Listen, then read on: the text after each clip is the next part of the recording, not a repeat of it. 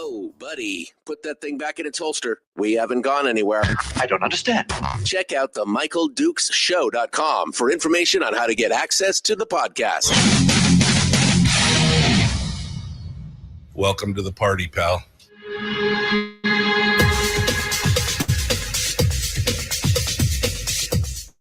The Michael Dukes Show. The greed and the entitlement is astounding to me. What more could you want from a low-budget radio program? This is a dumpster fire. That's just BS.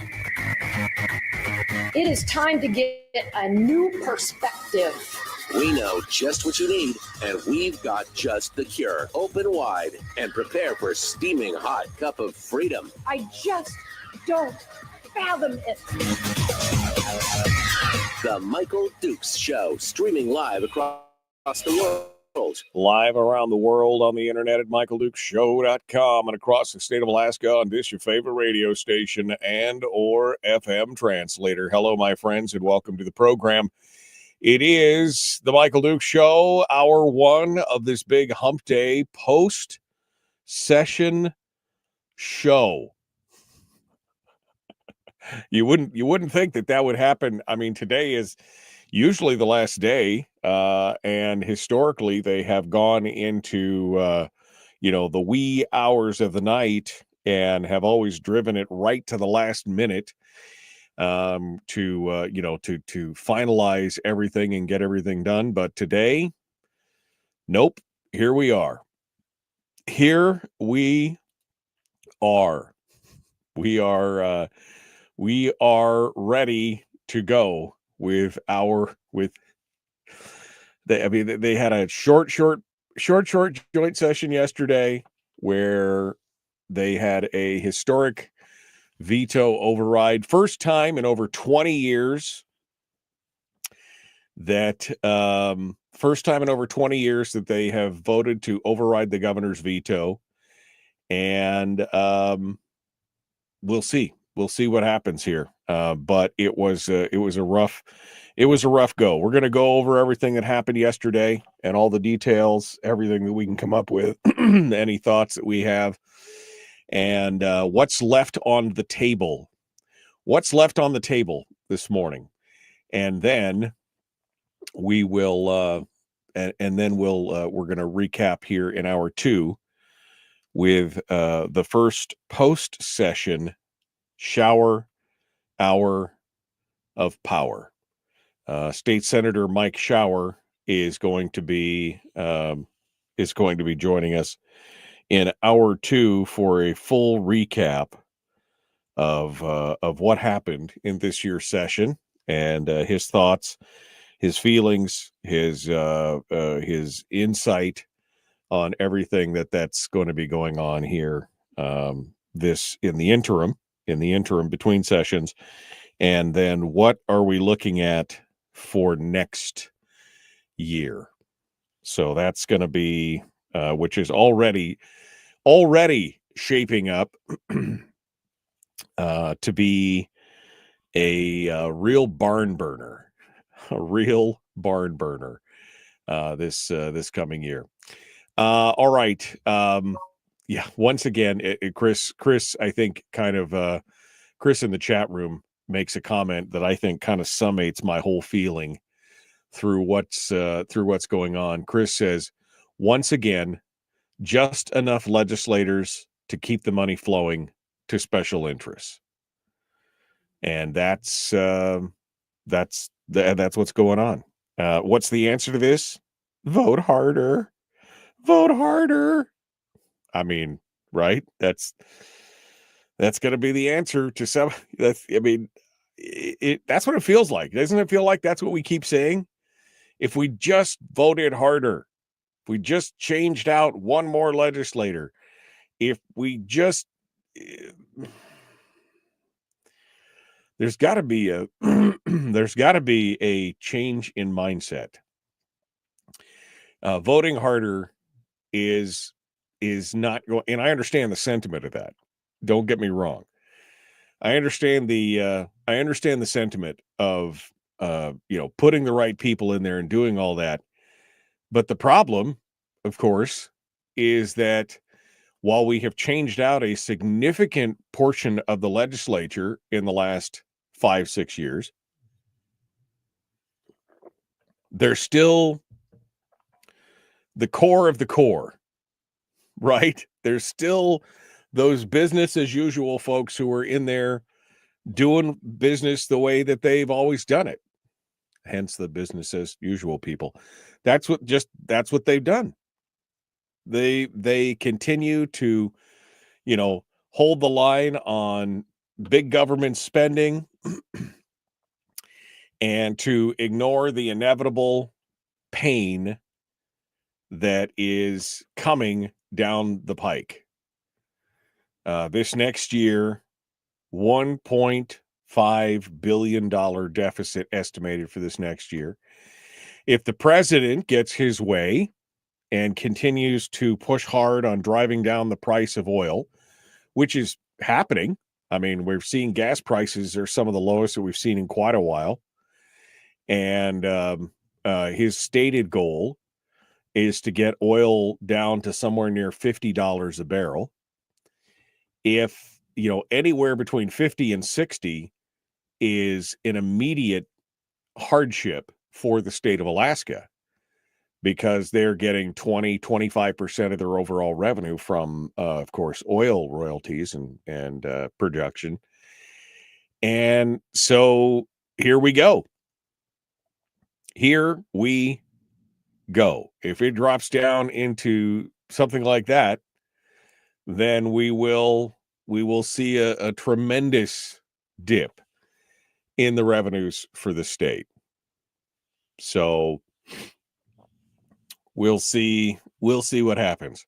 The good news, if there is any good news, according to the numbers that were released, now I haven't gone down through everything and taken a look at all this on a piece-by-piece basis and seen the overall budget numbers, but as it's being reported right now in the legislature, we actually, according to the number, maybe I'm wrong, but this is what's being reported right now. We're actually spending less this year than we did last year. Now, if true, and this is accounting, this is not any of the voodoo, sorceress voodoo economics things. As long as they're counting everything the way that I think that they're counting it, we're going to be spending $6.2 billion at general purpose state spending, like UGF spending, which would put it about $300 million behind last year's budget of 6.5. Now, that 6.5 doesn't count the additional $200 million from the supplemental budget this year, for the supplemental budget for the current year. So although they enacted a budget of $6.5 billion, they actually were looking to true up somewhere around the $6.7 billion range. Now, that doesn't mean that even though they put a $6.5 billion budget in for this year, or 6.2 rather, there may not be a $500 million in. We just don't know what the full year is going to look like until we get to the middle of next session or early part of next session. And then they'll say, oh yeah, by the way, we're going to need another. I mean, maybe they soft sold the whole thing. Maybe they undersold it. But I guess you could say if these numbers ring true, then I guess that's a good thing. I don't think it had nothing to do with the will of the legislature, not a specific politician who has been, who is slamming their fist on the table and saying, I'm mad as hell and I'm not going to take it anymore. No, this was more a function of we just don't have the money. I mean, they would spend it if they could. And remember, we still had to rob Peter to pay Paul, because they attempted to take that $189 million for the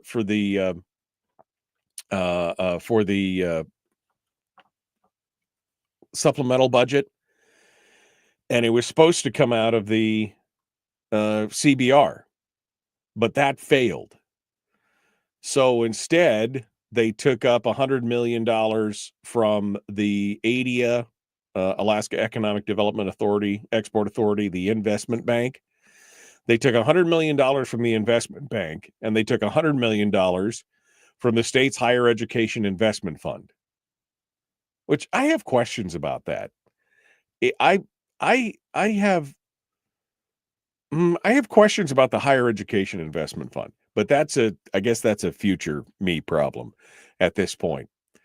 But the CBR vote failed, so they had that contingency language in to pull it from ADIA's investment bank and from the higher education fund, and so they did.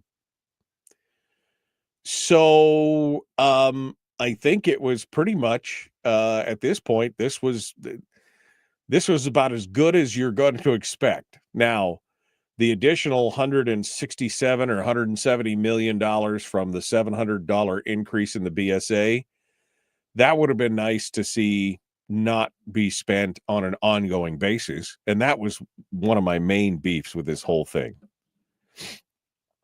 You know, if you were going to spend it, if you were going to put the money in, okay, great. If that's what you were just, you were just determined to do, was that no matter what, because you couldn't take the caterwauling, you couldn't take all you were going to spend it. Okay, well, that's great. That's great. But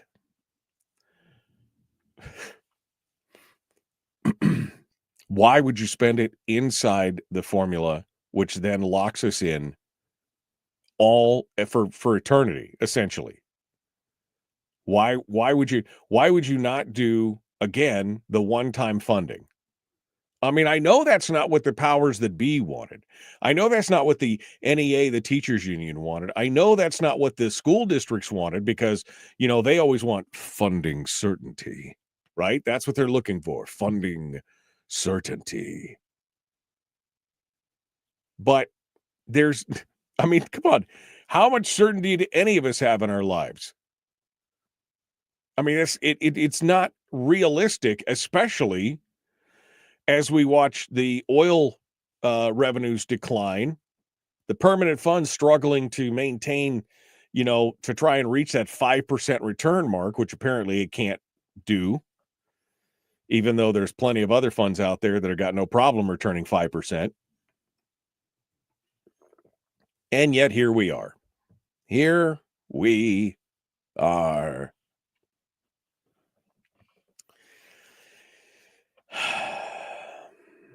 I mean, I don't know. And of course, the override on the governor's education spending, I mean, I've got questions. I've got so many questions. I mean, again, going back to my discussion with Mike Cronk back when he was on the program here about 3 or 4 weeks ago, asking him specifically, knowing that he supported an increase in education spend, but I asked him specifically, would you vote for it to be inside or outside the formula? And he vacillated and waffled on me. And I knew immediately what that meant. That meant that he supported it inside the formula, but he just didn't want to say, because he knows how that's going to, he knew how that was going to be portrayed. But there's a bunch of folks out there who you were hopefully, who you supported, and that maybe you expected a little better from. There's a couple surprises to me. I mean, I don't know if maybe surprise is too strong a word, but one in particular, I kind of raised my eyebrow at, and we'll talk about that here in a second as we get back to this. But some of these votes, some of these names, no surprise. Other names, a little bit more surprising as to what the justification is. And we're gonna find out more about that here in a minute. So don't go anywhere. The Michael Duke Show, common sense, liberty-based, free-thinking radio. We'll return with more here in just a moment. Don't go anywhere. Don't forget, State Senator Mike Shower coming up in hour 2.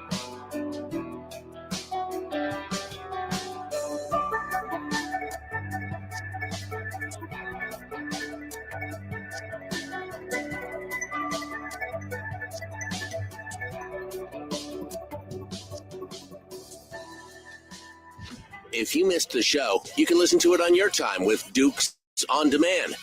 Oh, and it's free. Like America used to be. Streaming live every weekday morning on Facebook Live and MichaelDukesShow.com.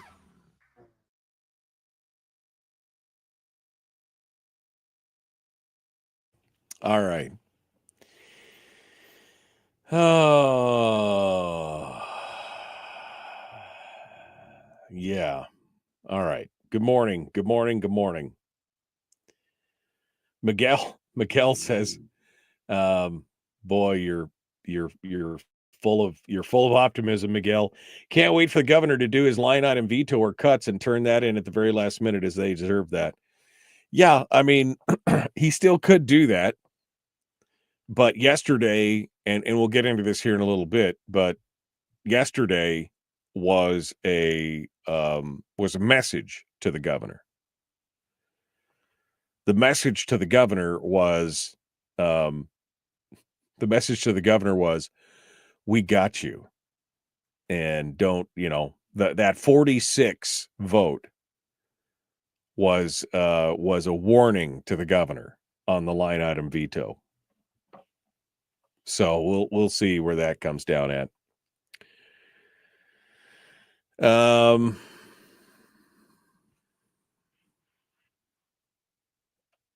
wow. The Doge Watchdogs of Alaska Government. I don't know who they are, but they're in the chat room. Attention, legislators and staffers, just a friendly reminder that you are elected for full year, not just the months you spend in Juneau. The session may be over, but your obligations to Alaska still very much a thing. You and your staff are being fully paid during the interim. Nice gig, right? So why don't you drop a comment here and let your constituents know what your office hours are now that you've left Juneau, which staff members can be called for assistance, etc., etc. Did I see the must-read headlines? Well, there's a few must-read headlines. Which one are you talking about? I don't see anything that just I don't see any glaring headlines here, Miguel. I don't know which one you're speaking to specifically. Good morning, good morning, good morning. Joel over on YouTube said there is no political solution. That's ominous.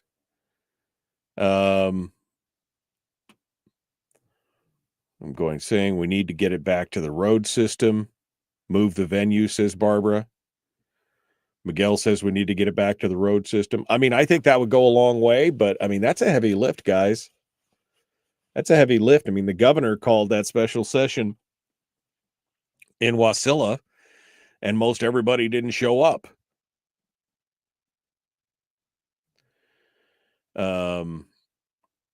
Wait. Brian says, I thought the permanent fund was supposed to mitigate these ups and downs. Money well, I think was the term. Yeah. Kevin said that he heard that as well, that the total operating budget is less than last year's. I mean, I guess that's the only, again, not by choice, right? But because of the circumstances of the situation, there's just no more money.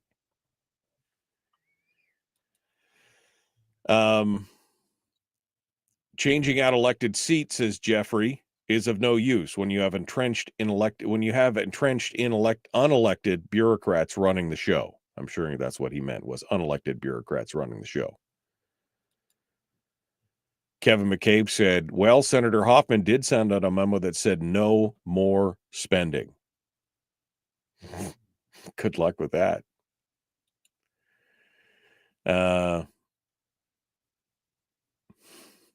Anthony.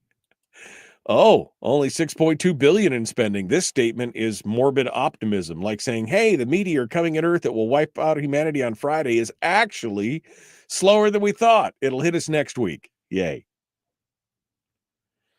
Yeah. Yeah. Ask the PFD recipients about funding uncertainty. Yeah. Melissa's like, Miguel was like, tax me harder, Daddy. And Melissa was like, it's too early for that. Melissa really hates that. I don't know why.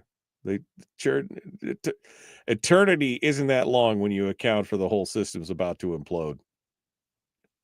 I mean, it's true. The eternity may be a very short eternity. That's for sure.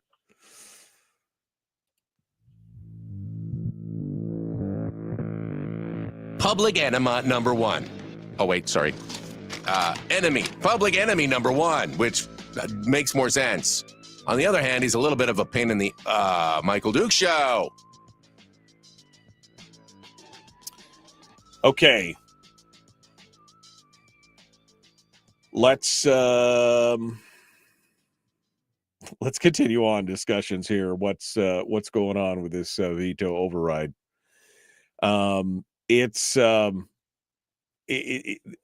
We look at the names, we look at the numbers, we look at what happened yesterday in the vote, and there was no debate, there was no discussion. I mean, the whole thing it got started, and immediately it was almost done almost immediately. 9:08 a.m. They went in at 9, and 8 minutes later, I got a message that the vote was done. There was no debate. There was no discussions. There was no standing on the floor. There was nothing. There was no fights. Apparently, and in one of the articles that I was reading this morning, and I don't remember which one, I'm not going to go back and look at it, Gary Stevens was like, well, when I heard we had 46 before the vote, then I mean, it was a done deal. All the arm twisting and the pressuring and everything else had already gone on. So, what happened? I would argue that there was a bunch of what were reportedly fiscal conservatives who, I guess, just caved to the pressure. Now, I mean, they'll all say that they were serving their districts, right? They'll all say, well, I was just doing what my constituency wants. Well, I understand that there is a pressure to do that, but when I ran for office, I told people at the time that I'm going to do my best with my decision. I definitely want to get your input, but I'm going to use my own judgment on whether or not I'm going to vote for something. I was upfront about it because I understand that a lot of time people just general mom and, Joe and Susie, Alaska out there, they don't always have the full picture of what's going on because they're busy. They're not really paying attention to a lot of things. Maybe the details. Maybe they read the headline. Schools are going to fail. Dogs and cats living together. Children are going to die. Maybe they saw all the headlines. And so they tell their legislators, well, you've got to prevent these children from dying. These children's, you can't let them die. You must protect the children's. Sometimes you have to be the adult in the room. And again, like I said before, even if you want to support and fund education, the biggest question to me was, why did you put it why did you lock it in perpetuity? The vote was 46-14. 46-14. Now, there's a significance to that because there's two different overrides going on here. There's the override, there's the veto of the bill itself, HB 57, which requires a 40-member vote threshold to override. And then there's a second level, which is where he would go to actually line item veto the funding, because you could pass the bill and then he could line item veto the actual funding component of the bill out of the budget itself. And that has a higher threshold. That's got a 75% threshold. So they would need to have 45 votes. So yesterday was a warning and a message to the governor. Not only do we have the 40 votes to override you, which again, the first override of a sitting governor in 20 years, but we have the 45 votes to override you on the funding. I don't know if this is a FAFO moment or what they're trying to do, but I mean, maybe now they've adjourned. Maybe the governor just waits to the last day and then vetoes the funding anyway. They won't be able to take that up unless they call themselves into a special session or do something like that. And they've shown no interest in that. They adjourned a day early. They can't take that up to the first day of the session if they don't do it in a special session. They've got, 5 days? Kevin, correct me if I'm wrong, but they've got 5 days from the beginning of the next half of the session to override that veto. But by then, we'll be 6 months into the year. We'll already have been done with the first semester of school. But it was a warning to the governor. So who, and remember, they didn't have the votes. I mean, as far as on paper, if you look at it, Republican minorities in both bodies with a bipartisan majority in both bodies. If you just looked at it on a majority minority basis, they didn't have the votes. So who jumped ship? Who in the legislative bodies, the House and the Senate, who voted to override the governor in this regard? Mia Costello, the House Minority Leader, voted to override the governor, saying that it was just a difference in opinion. Now, she's a teacher. She's a former teacher. So, I mean, am I surprised by that? Not really. Anchorage Republicans David Nelson and Julie Colomb both voted for it. Colomb, not surprised, because she is very much, although she is although she's been a bulldog on budgetary items in many ways, she kind of showed me where her thought process was when she voted for all the child care subsidies and tax credits and things like that. I think that there's a fundamental difference between me and her on what the authority and what government should be taking care of, right? Nice lady. Love her to death. Think she's sweet, super smart, but wrong on this. David Nelson, I think David was just probably listening to his constituents caterwaul. Probably didn't give it much deeper thought than that. I don't know. Ketchikan Republican Jeremy Bynum voted for it. And he is, it's kind of odd because he came along after Ortiz was gone, and people are like, oh, they're going to get a Republican. And he has never struck me as somebody who is what I would consider to be a true fiscal conservative, based on some of the things and comments that I've read and things. I've never talked to him, never interviewed him, would love to do so. But just, again, not a surprise that Jeremy Bynum from Ketchikan voted for it. A little surprised that Bill Elam from the Kenai Peninsula voted in favor of it. I thought that he would probably toe the line in the other direction. Justin Ruffridge also voted for it. So both House members from the Middle Peninsula voted in favor of this, which is, I guess a little disappointing in my mind. Eagle River Republican Dan Sadler voted for it. Again, Dan is a nice enough guy, but again, he kind of goes along to get along with the crowd. So not surprising there. The big shock to me, well, shock, I keep using the word, but I guess I don't have the finesse today for the words that I'm looking for. I want to parse it down a little bit deeper, but the one that was more surprising to me was Will Stapp from Fairbanks, who has been a bulldog this entire session on how do we pay for things. Well, where's the funding for that? Where's the money?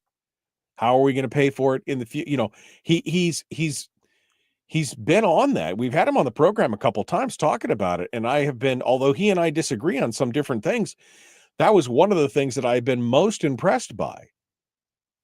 And it seems like in the end, he just was like, okay, threw his hands up in the air and just said, okay, we'll just do it. And again, I would be so much more forgiving to all of these people if they had moved to do this funding outside of the formula, the BSA, the funding formula.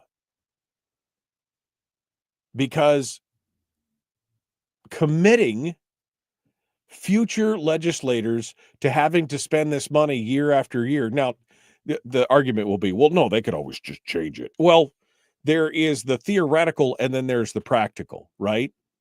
In theory, sure, you can't bind one legislature over to another. But the practical political application, the implications of touching the BSA down the road, I mean, it's almost like the new third rail of politics. We used to think that the dividend was the third rail, and then it got touched all to hell. And now we've got the BSA. I mean, we could be hemorrhaging money and everything else and being run, and the bank account could be running dry. Don't you dare talk about changing and dropping the BSA. So I'm really, really disappointed in some of these votes. On the Senate side, Jesse Bjorkman, of course, he was going to vote for it. He's a teacher. Rob Yunt works with a lot of the kids in the schools and the coaching. And so he had already told us early on that he wanted to see a change in this. Now, again, I don't remember if we talked about whether it should have been inside or outside the BSA, but Rob Yunt voted to override it as well. James Kaufman, he voted to override it. No comment from him. I mean, of course, I can't even get him on. I've never been able to get him on the program. Doesn't want to come on. He and Rauscher, same kind of thing. Neither one of them want to come on to talk about, no, we don't want to do that. We don't want to talk to you. We don't want to talk to the constituency. We just don't want to. Okay.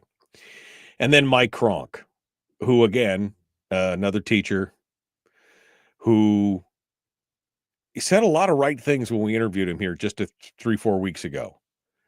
But when it came down to that question of would you support putting it inside or outside the BSA, and I explained the reasons why I was asking it, because it commits us in perpetuity, he vacillated. He didn't want to commit one way or the other, which told me that he wanted to put it inside the BSA and just didn't want to say so.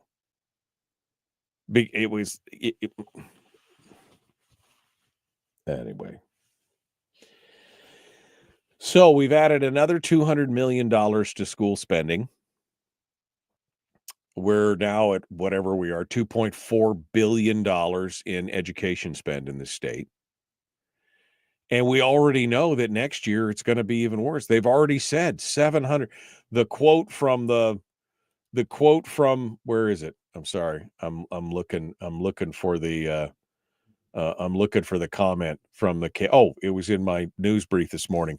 The Kenai Peninsula Borough School District says the $700 million the $700 BSA increase still won't make up for their loss of spending through inflation and everything else. They're already the bill, the ink on the veto override is not even dry, and they're already setting it up for the fight for next session for January. $700 raise is not even gonna fix our purchasing power. They're coming back, folks. It'll be another $1,000 that they want on top of that BSA. Another $1,000, which will mean another what? $400 million? $400 million on top of that? That'll be a $500 million increase in perpetuity. And you're yeah. I'm disappointed. Disappointed, not surprised, but disappointed. Let's put it that way. Now it's left up to the governor to see what he does, because he could still veto. He could still override it. I mean, that would be giving them the finger, because they potentially could override it he could still veto it. They could potentially override that in a special session or at the beginning of the next half of the session, but it would still it would monkey with their monkey. What's he going to do? I don't know. I mean, again, the only spark of sunshine in this whole thing is that apparently we're going to be spending less this year next year than we did this year. Again, not by choice, but because there's just no more money.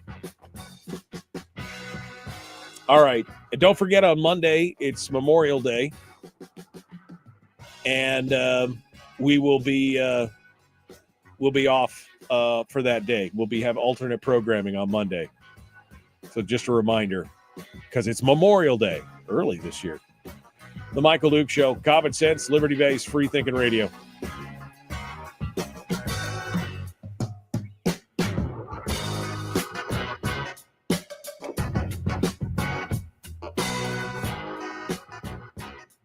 We're broadcasting live through a series of tubes, allowing all of these entities to provide streaming stuff going on the internet. Well, it's kind of hard to explain. Sorry. Streaming live every weekday morning on Facebook Live and MichaelDukesShow.com. Okay. Can you guys see this here? Can you guys see this little chat window here? Does that work for you guys? I don't know if you could see that. I don't know what you're seeing on your screen. This is what's showing on my screen. There's a little chat widget here.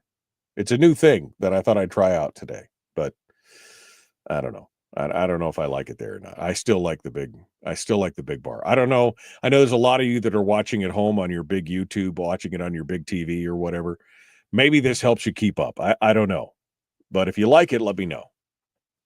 Just it's a new widget. I gotta move stuff around on my thing here. I gotta do some stuff here because it takes up where my logo normally is. The logo's normally there behind it.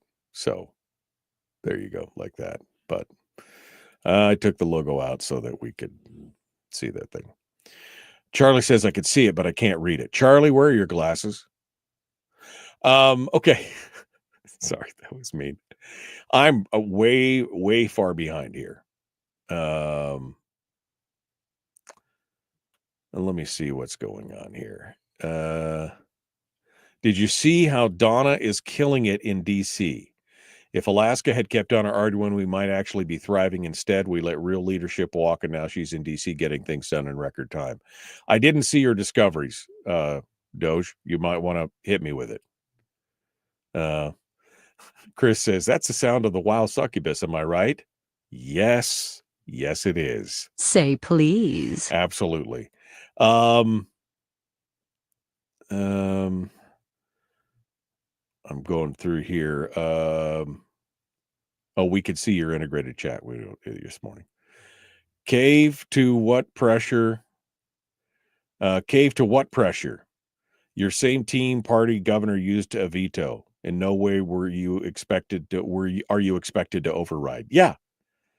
I mean, what pressure other than, I guess, from your constituencies, listening to all the bitching and moaning and complaining from everybody out there because the school districts were telling you how all the children were going to die because they didn't get the money that they needed.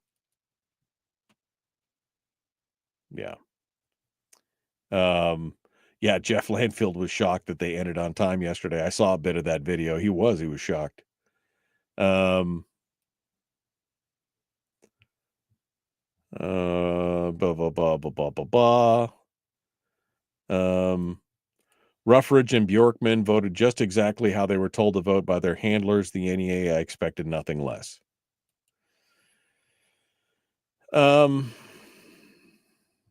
I heard the vetoes, said Barbara, were the emails. I heard the emails were 2-1 for the override. Yeah, I think David Nelson, again, I thought he was a little more principled than that, but we'll see. Cindy said Elam sounded like he was brainwashed when she talked to him yesterday. Terry said she's disappointed in Stapp. Yeah, I mean, I just felt like he was really one of the stalwarts, I felt like he was really calling he was really seeing the bigger picture of how do we pay for it all.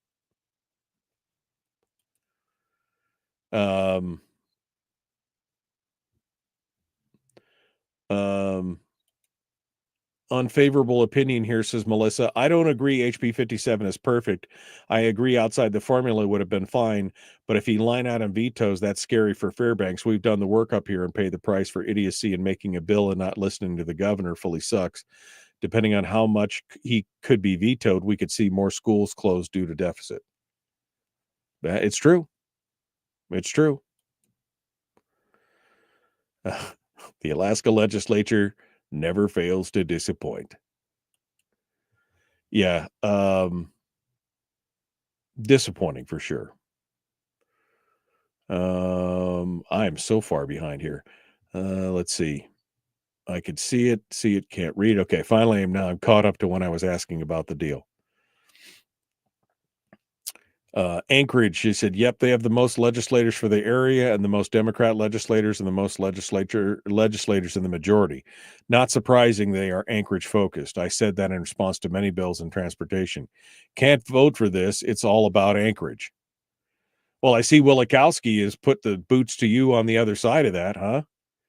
Holding up your Port McKenzie rail extension bill that had wide bipartisan support, killing it in the Rules Committee. He must really hate you, Kevin. I mean, it just must be, nobody gets it. No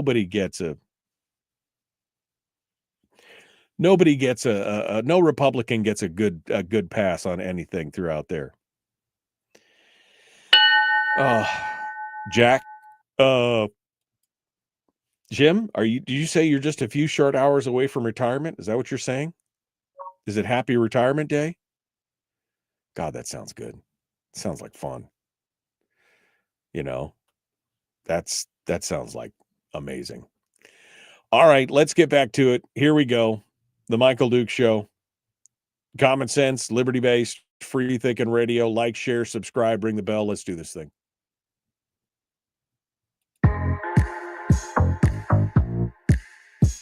The Michael Duke Show, proudly splitting the left versus right dichotomy. Yeah, I had to look that word up too. I don't think it means what he thinks it means. Here he is, though. That guy, Michael Dukes, the one with the show.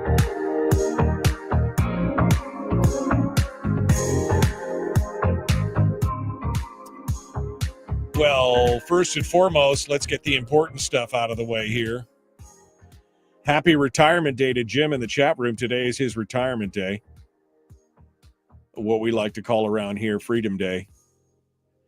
I mean, I don't know. I'm consigned myself that I'll probably never retire. But congratulations. Congratulations out there. I'd love to, I'm happy for you. And happy birthday to Barbara. Today's Barbara. She says it's the big 66, the big 660. No, that's KFAR. It's the big 66 today for Barbara. Congratulations and happy birthday, Barbara. Happy birthday. All right. Well, we're kind of going through We just kind of went through all the different votes. Sarah Vance actually had she had a pretty good comment. I'm looking for the article. So many windows open right now. Sarah Vance had a good comment. She originally had voted. She originally had voted to approve HB 57, but she voted against overriding the governor's veto, along with Jubilee Underwood in Wasilla and Alexi Moore, both from Wasilla. They, Moore and Underwood both said they were trying to follow the will of their constituents. So their constituents, again, just proving one more time that the Valley still holds the championship for the most conservative area in the state. Down here they're not as red down here on the peninsula. It's the one downside to moving down here on anything else is that they're not quite as conservative as I would like here in many ways, but we'll live with it.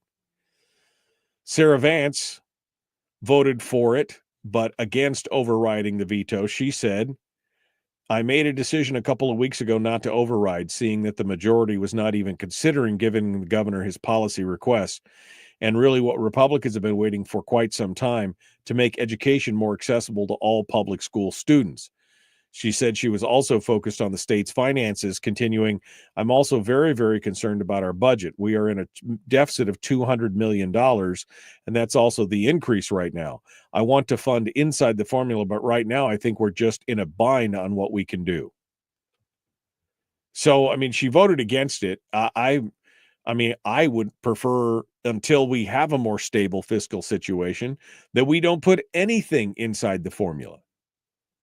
Because again, there's so much uncertainty as to where we're going as a state fiscally that it doesn't make any sense to encumber future legislators with a guaranteed payout that they have to pay. Everybody should have to justify their expenditures in state government. Everyone should have to justify their expenditures every year on an ongoing basis. There should be no free lunch. There should be no, we got this last year, so we're going to get it this year. So, I guess this is, but we should not be putting it inside the formula until we're sure what the fiscal outlook is going to be for more than one single year. One single year.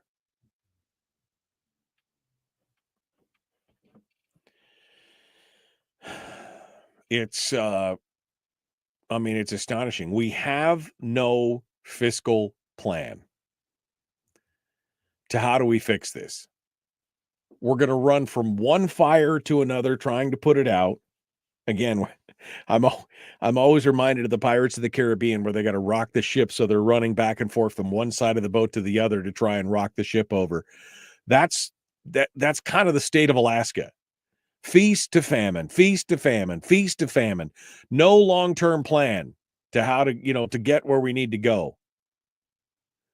And it's astonishing to watch. And then to see the Senate president say, well, our plan is the 75-25, to see it immediately hand grenaded the next year to where now we're at, whatever we are, 82-18, 83-17. So much for your long-term fiscal plan. So much for that. What was left undone, though? Well, there's no election overhaul bill, which I guess we could thank our lucky stars on. There's no campaign finance bill. Neither one of those got it through. There was no pension bill. Ooh, thank goodness for that. And there were no bill. There was the S Corp, the C Corp, S Corp, the Yunt tax thing. That didn't go through. So I mean, I guess, I guess those are the good news for what we're looking at here. If you want to see the positives, I guess the fact that we have a smaller budget overall, I mean, as it's written right now, I got to keep going back to that caveat. When you get a $6.5 billion budget, and then you have to come back with a $200 million supplemental because you overspent, to me, that's always kind of the sleight of hand, the economic sleight of hand, the accounting. Some accountant is probably rolling over in their grave back there going, that's not how you do accounting, but this is how the legislature does it. Well, we spent the money, so now you got to true up. Right? That's how the governors and the legislature do. We spent the money. By the way, we need an extra $200 million. You guys will have to find it somewhere. So while we got a $6.2 billion budget passed compared to last year or this current year's $6.5 billion, it sounds pretty good. But I'll hold my breath until I see what the supplemental is in January. And mark my words, if it's a $500 million supplemental budget in January, I'm going to lose my mind. Well, we were what we were under. Maybe the governor should just veto a bunch of it. Maybe he should. I mean, he has vetoed stuff out of every budget every year that he's been in office. That's been a good thing in a lot of ways. Maybe he vetoes it by half. Rob says half the supplemental was extra spending that wasn't anticipated. The other half was from a deficit from dropping oil prices. Well, I understand where it comes from. I just find it a little hilarious that it happens every year. Every year. Rob also says the BSA is now 6660. That's a little ominous. It's true. There's a lot of sixes in there, but I'm a little nervous as to what's going on. A little nervous. All right, Mike Shower's coming up next. We're gonna get his full take on it. It should be a wild ride. Tune in next for the Shower Hour of Power, the Michael Duke Show.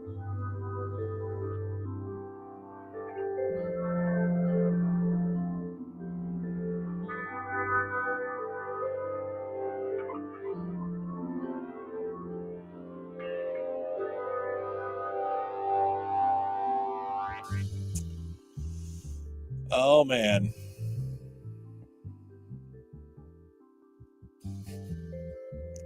So no full PFD? Did you think there was going to be a full PFD?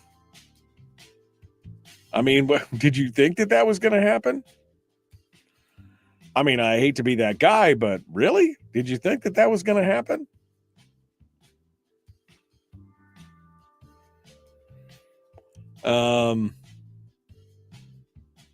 I don't know. All right, let's I guess we'll get things ready to go for let me see, what do I got here? I got things to do. Got things to do, people to do, things to see. That came out weird, but I'm happy with it. Come on. I gotta pull this together. I should have done this before the show, but I didn't, because shut up. Okay, let me fix this here, and we'll do that right there, and we'll do that right there. Look at that. That's perfect. Beautiful. I do good work. Don't let anybody tell you any different. District. Oh, okay. All right. I got it all squared away. Got it all squared away. Terry says the Alaska legislature has finally given me an ulcer. Finally managed to give me an ulcer. I get wrapped up, I get wound up on it on the show But once the show's over, I feel like I've expended my energy on it, and I'm like, okay, now I'm okay. It is what it is. What are you going to do?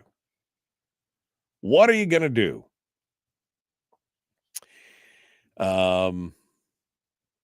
Okay, let's see what this looks like. I'm going to fade this over here. Need to change that a little bit, don't I? Should I shorten it up? I can't change how this box looks. Well, maybe I'll just leave it.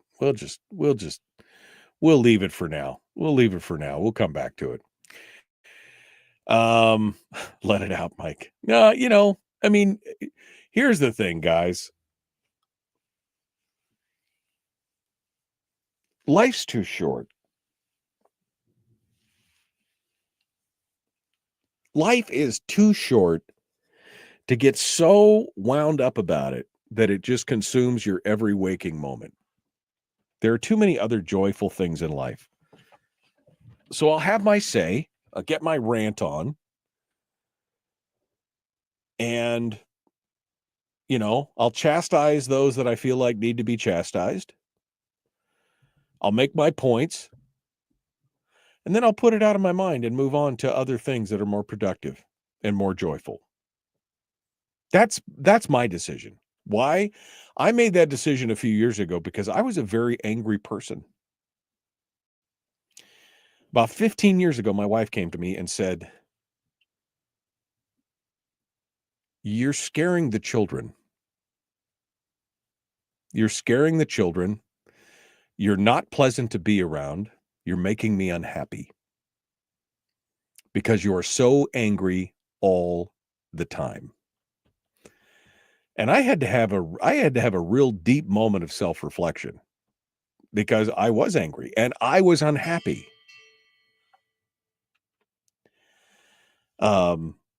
I was unhappy with everything. Mostly, and it had to do with all the political stuff. But I came down to the point to where I had to make a decision of what I would get angry about, how to vent that, and then how to let it go. And so I know a lot of you in here kind of eat and breathe and sleep all this political stuff and everything else. And it, every post you make on Facebook or everything, it always has to do with something. I don't do that anymore because it was destroying me. So while I may rant on the show about something, rest assured that when the show's over, I'm done thinking about it because I've already given consideration. I've done the show prep. I've talked to you. I've had my say. And now I let it go. And I move on to the things that bring me more joy. That's how I live my life today. And it's much better. Yeah, let it go. Let it go.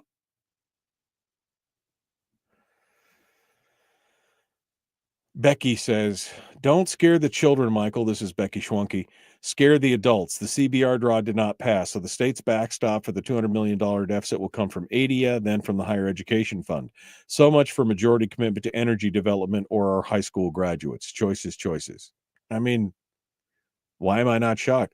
How many buckets of money are there out there, Becky? That was my question when they used that as a contingency. My first question was, how many more buckets of money are out there with hundreds of millions of dollars in them? That maybe we should be scraping some of those out. Hey, Mike, you ready to go? Yeah. Okay. All right. Hold the line. I'll be right back to you. I got ranty or semi-ranty or expositive. I had a lot of exposition that I had to get through there. We got to go. The Michael Duke Show. Common sense, liberty-based, free-thinking radio. Mike Shower up next.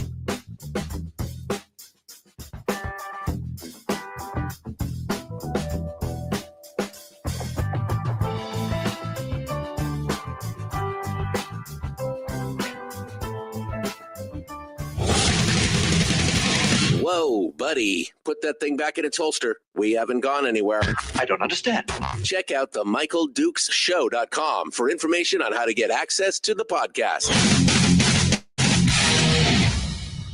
Welcome to the party, pal.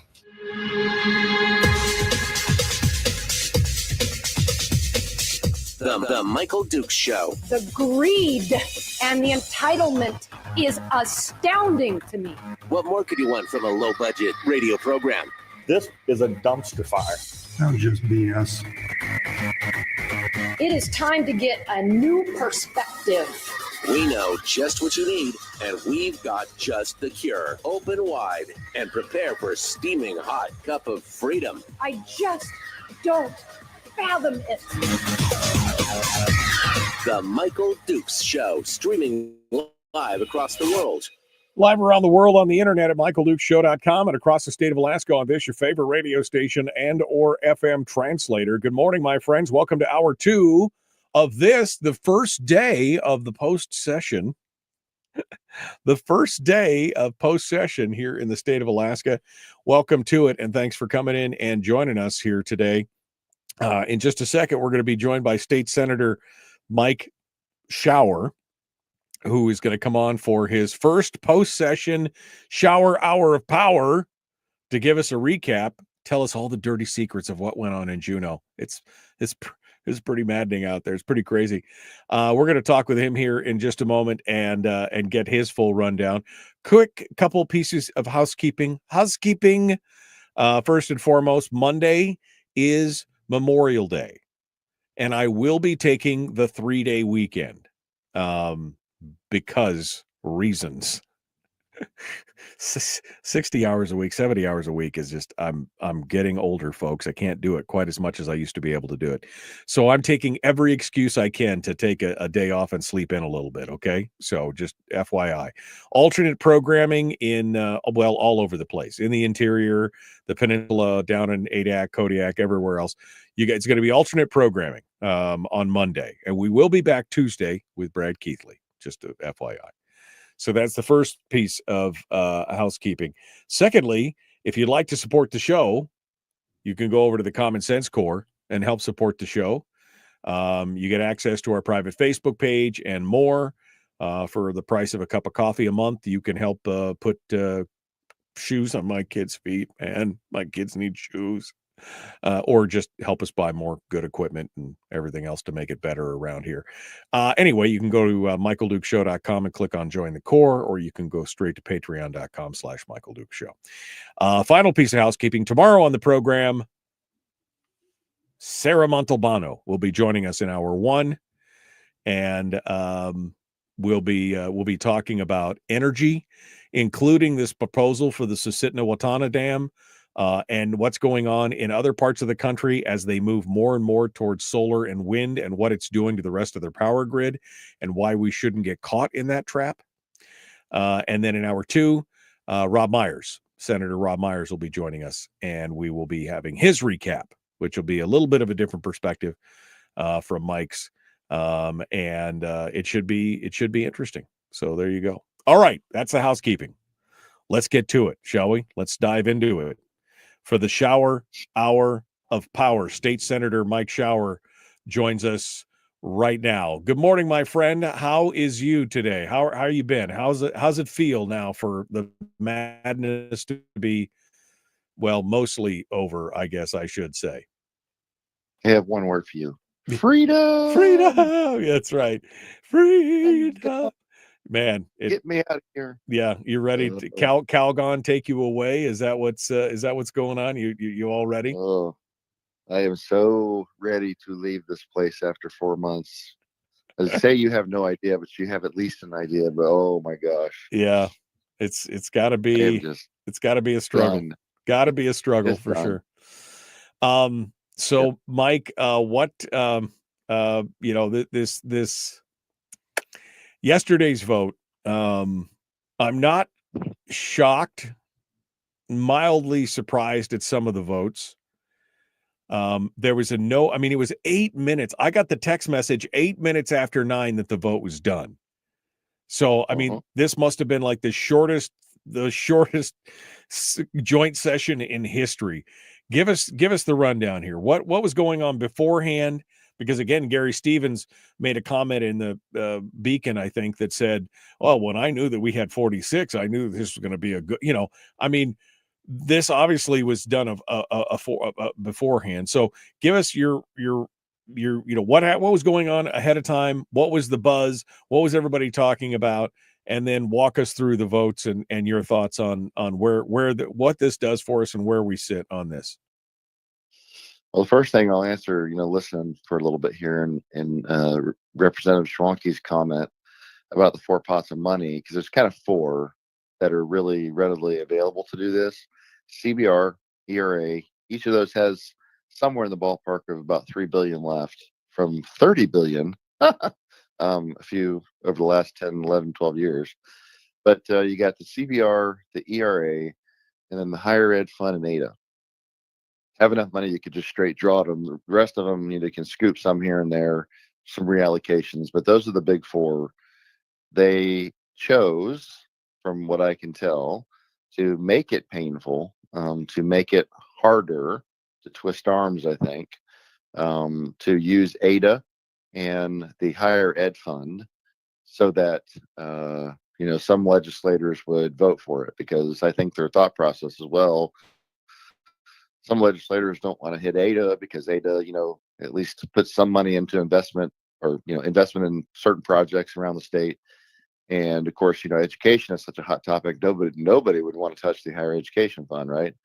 You notice how there is also PCE, but that wasn't touched because that's a favorite of a couple, very powerful legislators. So PCE wasn't touched for any money, even though there's a better part of $1 billion in that one.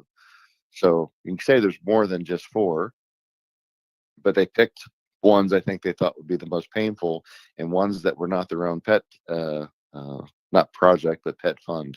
So the right answer, Michael, and the correct answer should have been the CBR, straight up. That's really kind of what it's for. That's not what they did. And the House minority made a choice. We're not going to give you that vote.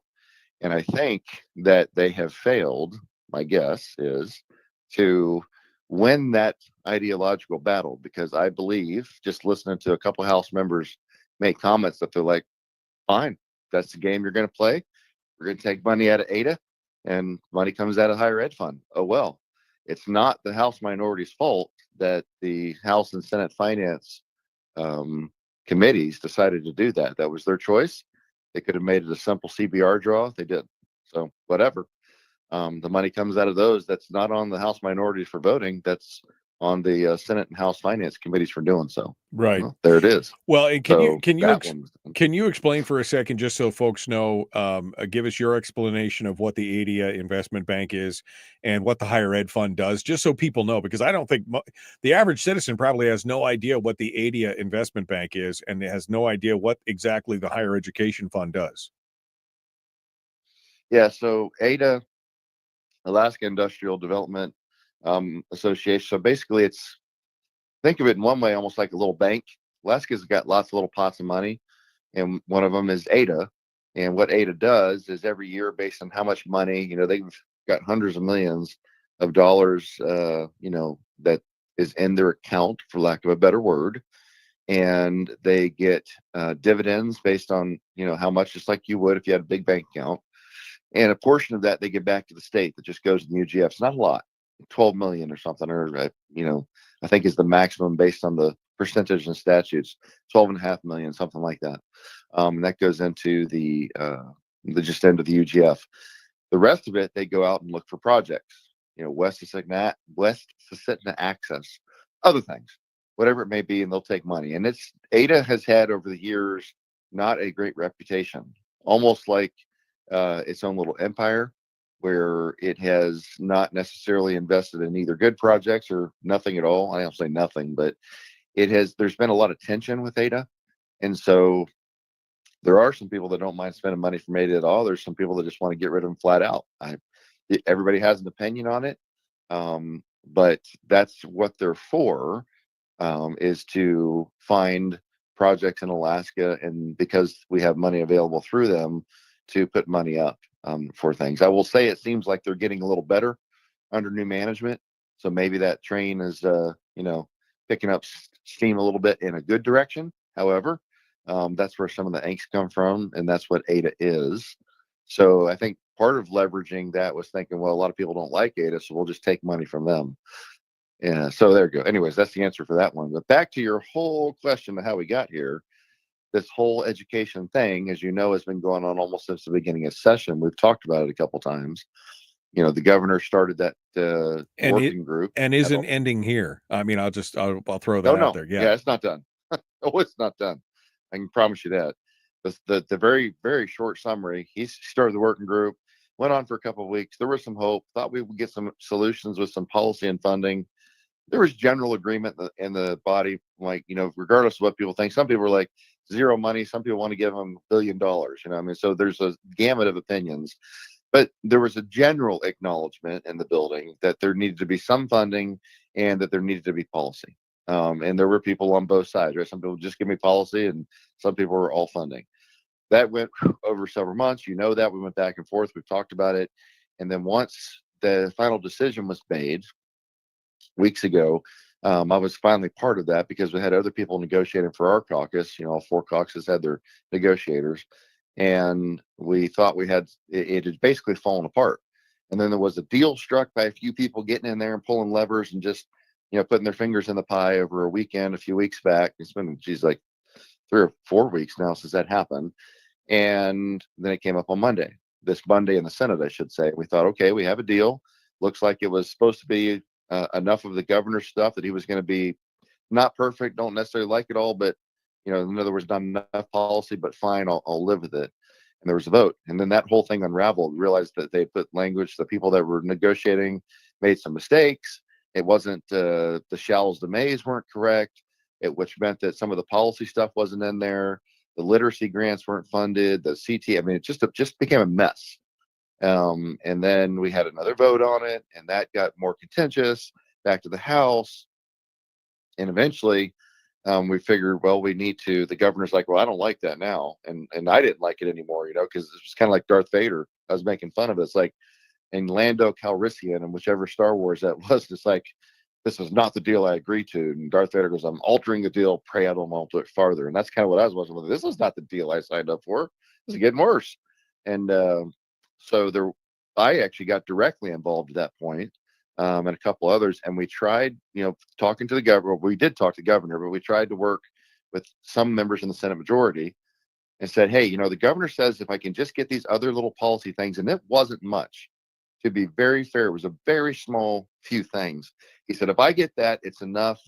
I don't like that. I want more. You're right. And I'd like a smaller, slightly smaller BSA. But if that's what it's going to take, give me this here. And it was some policy things and very, very small stuff that should have been in there anyways. And let's put in, and this Senator Cronk and I said, we're working with different people, including the governor's shop. Let's put in $22 million from the CBR with this CBR draw we're having to make sure for a year that the literacy grants and CT were at least being funded, and off to the races. So we tried that, shot down. Nope, we're not doing that. Gave the little sheet of paper that had the very few small changes to get in there, gave it to the majority, several members of the majority, including one in leadership. Yeah, compromise is great, but ultimately, no, we're not doing anything. We're not moving off our position. They could have gotten an amendment in within a day. I waited a week every day. I'm like, hey, got anything? Got anything for me? Got anything? A week later, not really sure. It's got some problems. I'm like, what problems? You already looked at it all. Nothing. After 2 weeks, I realized, the deal's off. They're not going to do a thing. And then we're all talking. And I realized at that point, Michael, that was the gig was up at that point. The majorities were dug in. Both Democrat-controlled majorities weren't going to move an inch. Bottom line, just like the Department of Agriculture debate, a month and a half, 2 months ago, you remember that one. They're just not going to give this governor a win on anything. They're not going to give the Republican minorities a win on anything. And they were just dug in. And they're like, we're not moving. It is what it is. And so they started counting votes. And the votes we knew based on just pressure and education of people's different districts that there was going to be enough votes to override. Didn't know how many, but we were confident for weeks now that there would be enough to override the governor's veto. And it's not unheard of. I mean, it doesn't happen often, but even here we've had a few of, not with this governor, but there have been overrides in the past in other states. It happens, but obviously I'm not thrilled about it. I voted to uphold his veto. I don't think it's nearly enough policy. If there was more policy and more solid things in there, Michael, with a reasonable BSA, I would have voted for it. Right. But it wasn't enough. It didn't Well- get there. It failed, in my opinion. So that's the ultimate thing. Everybody took their votes. There will be another one because it's going to be over that tax bill that at this point, we don't even know if it gets enough money to fund the things that are in it. It's going to be a year and a half probably before we get anything out of it. The governor is going to veto that. I'm confident of it, probably soon after we're gone, now that we're gone, which means that will happen in January, another veto battle. And I'm confident because of how they set this up and everybody dug their heels in and nobody would compromise that little bit, that he's probably going to line out and veto some money out of that BSA, and he's going to trim that too. So that's not over. And we may have a veto battle over that in January. So this entire thing, because some people just dug their heels in, is going to be multiple veto battles. That's going to take the oxygen out of the room. And by the way, because we didn't solve it well, we're ultimately, as usual, the ones that are going to suffer are going to be the children, because the policies aren't all going to be there that are going to be Right. giving them options better for them. The money's not all going to be there that some schools do need. They don't all need it. There's tail wagging the dog. You know this, and I'll be done here in a sec. This Anchorage, right? All this about Anchorage. If we could cut Anchorage out of this, we would be in a much better position. But they're so big and they just kind of rule the roost with all this. So ultimately, we failed to get the best package. All of the funding that's needed for certain district schools is not going to be there. Once again, Mike, we took lemonade and turned it back into lemons. And not very good ones at that. That's for sure. Mm. All right. Yeah, it's frustrating. State Senator Mike Shower is our guest. We're coming up on the break. We're going to take a quick one. When we come back, we're going to talk about the overall, I don't know if we should score it or not, but the overall session for Mike Shower. We'll get his take on it and see what next year is going to look like. That's something we're going to cover before the end of the show today as well, because we already know it's if you thought this year was not pretty, wait till we get to next year. The Michael Duke Show, common sense, liberty-based, free thinking radio.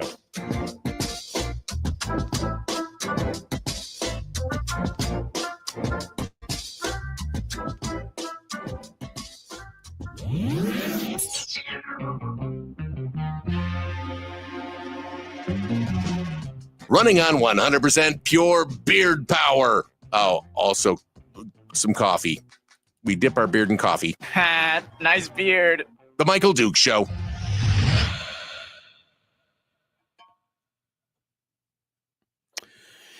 Okay, State Senator Mike Shower is our guest. I see Kevin and Frank both just said in the chat room, apparently Louise Stutes just filed to run for the Senate seat that Gary Stevens is going to vacate. That should be fun. Well, that won't change the dynamics in the Senate. Yeah, it's not going to. He joins the Democrat coalitions all the time, so that won't. From a perspective of, changing whether the Republicans, even though there's a majority of us in the Senate, would be a Republican-controlled Senate or Democrat-controlled Senate. That's a wash. Yeah, that changes not. Well, except for maybe we get a better candidate in the House. I don't know if that's possible coming out of Kodiak. There's one I've heard of. I've heard of a person down there that's a candidate that is more Republican. Somebody that, in other words, would not just go down there with an R in front of their name and go right to the Democrats. That's what I'm hearing. We'll see. But I have heard there's somebody down there that is potentially going to file for that would be a Republican that would stick with Republicans. So we'll see. But I've heard of one. So well, that would see what happens if it comes to fruition. That would be a net positive if that's the case. It would be.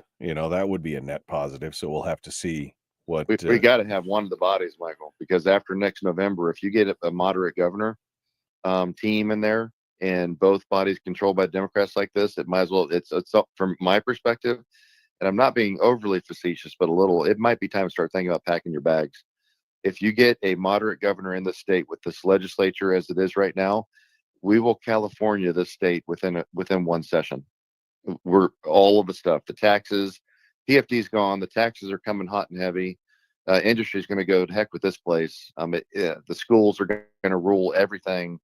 Defined benefits for all my state friends. It's going to be within one session, Michael. It's done. You will California this place, and it would take years of a Republican governor and controlled legislature just to undo the damage, much less to do anything good. I am praying hard that we, at a minimum, get one of the bodies under control. And frankly, the only one I think you have a lot of hope in, based on the personalities and who may or may not change out, that's probably going to have to be the House, in my opinion. I don't think the Senate, there's not a lot of hope from what I see that the Senate changes hands with people that are going to join together as Republicans, as opposed to what we're seeing right now. But the House, there's a good chance the House gets that back. And if we do, then you at least have a counterweight to the insanity of turning Alaska into California. We'll see, but there's a lot of, from now to next November, that's like a century in political years. So it is. It seems like with everything we got going on, I just had a question and it just flew right out of my mind. The whole thing with the makeup of the legislature. I mean, how relevant do you think I had the charter of changes where I said, we need to change the players, change the venues, change the rules, and change the funding. And how relevant do you think that is today? I mean, because we've changed out, I think Rob Myers did the numbers. I think he said 63% or something of the legislature has been changed out in the last 5-6 years. And yet here we sit. How much of that is still relevant? I mean, what of any of those I don't know if changing the players even needs to belong on the list anymore, because it just seems to changing the venue would be good. I think moving the legislative session onto the road system could help. But it would help a little. Yeah, but I mean, what is the solution to this? Is it a strong gubernatorial candidate? Is it a changing of the guard in the legislature? What is the solution in that? And I guess we only got 30 seconds, so give us a quick tease, and I'll ask you again here on the other side. Very quick. Yes, if you got a super red legislature, but just what I will say to that is I don't know how we get there, because the districts are all different. You're not going to get a legislature full of Matsu Republicans, for example. So right, even if you change some of the players out, they're probably going to be somewhat similar to the one that left. So right. I don't know that answer in and of itself will solve the problem. Okay. We're ready to go here. We're 10 seconds out, so we'll rejoin. Mike Shower is our guest. Don't forget to like and share. Don't forget, if you haven't checked out our Patreon page to become a member of the Common Sense Corps, you probably should do that right now. Not right now, but soon. Public enema number one. Oh, wait, sorry. Public enemy number one, which makes more sense. On the other hand, he's a little bit of a pain in the Michael Duke Show. All right. Welcome back to the program. State Senator Mike Shower is our guest, and we are continuing our discussions, kind of a post-session recap. I was just asking Mike, there's so many issues going on in the state. He talked a little bit about the Californication, potentially the Californication of Alaska, and what could be coming on. And a lot of this comes back again to this lack of a vision, of a fiscal vision, and lack of a future. And I put out the charter of changes here 5 or 6 years ago and said, these are the things that I think that need to happen.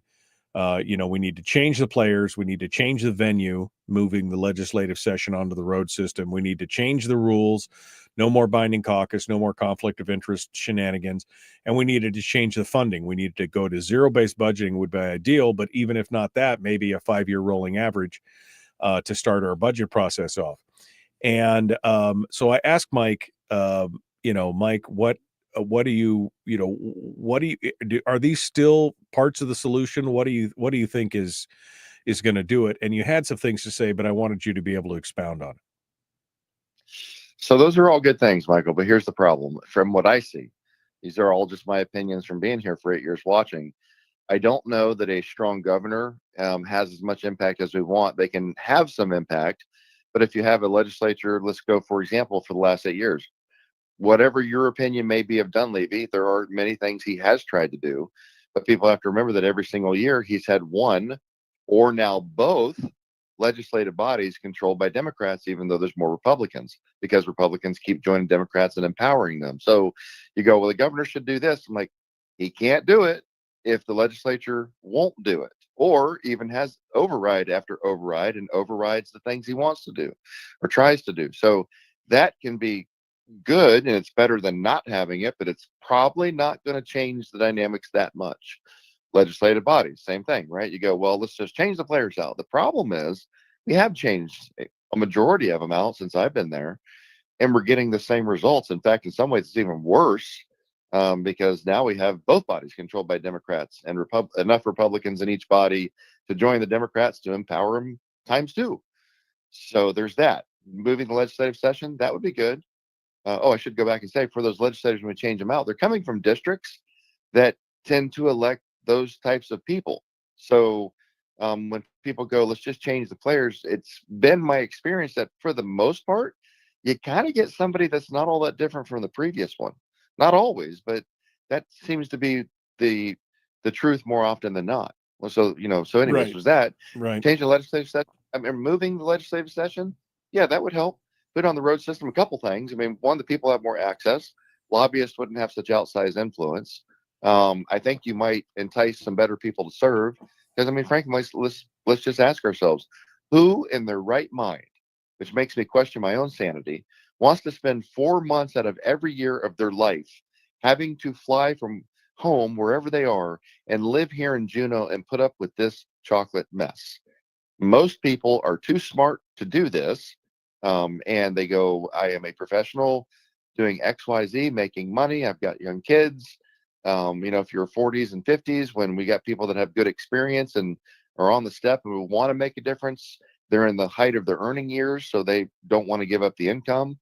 There's a lot of reasons why it makes it hard to get good people to come down here and serve. So yeah, moving the session would definitely help. There are a lot of people that go, I could do that because I could still be home every night. I could still, so that would be another thing, that you talked about. Changing to zero-based budgeting would be great, and other types of things, term limits, there's no lobbying when you no longer legislator. There's a number of things like that we could do.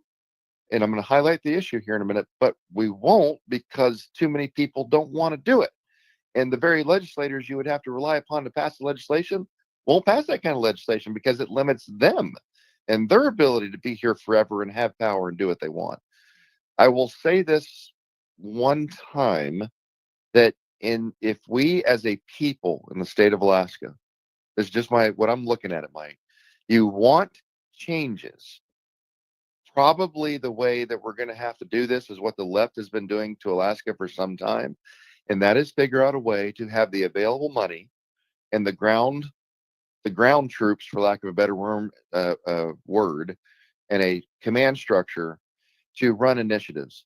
That's how you are going to legislate in the state, because the legislature is not doing it, has no will to do it, is in fact, in my opinion, going the wrong way from make it a better, stronger, private sector controlled, state with freedom to a California type state. That's the direction we're moving in legislatively. So the people are going to have to step up and do it. I don't like that, but that's what I see.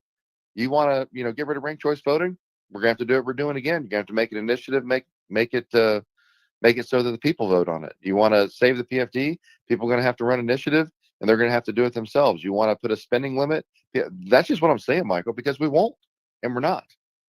And there's no will. And like I said, it seems like we're going the other direction, frankly. Right. So that's maybe one solution, but let's be honest, initiatives are hard and they cost money, and it takes some people that are very dedicated, and they're not an easy thing to do. And the legislature, as it will, when it's finally forced to act, will do something just enough to get it so that the initiative is taken off the ballot. So we have some daunting tasks, but let's go to the last part that gets us here. It's not like Alaska was in the 90s, back when we had a super red legislature, and we used to be Democrat many decades ago. Then we became red. We're sliding back towards purple. The people that are leaving the state, Mike, like we've said many times on your program, are the good blue collar workers that love America and now hate Bud Light. They're moving out. They're going other places, Idaho, Florida, Tennessee, Texas, states that are booming economically and doing better at policies, both social stuff as well as just economically. And a lot of the inflow we are getting, they are coming up from places like Washington, Oregon, and California. Right. Where, me reporting on you because you cut your tree down in your yard is okay to them, no freedom.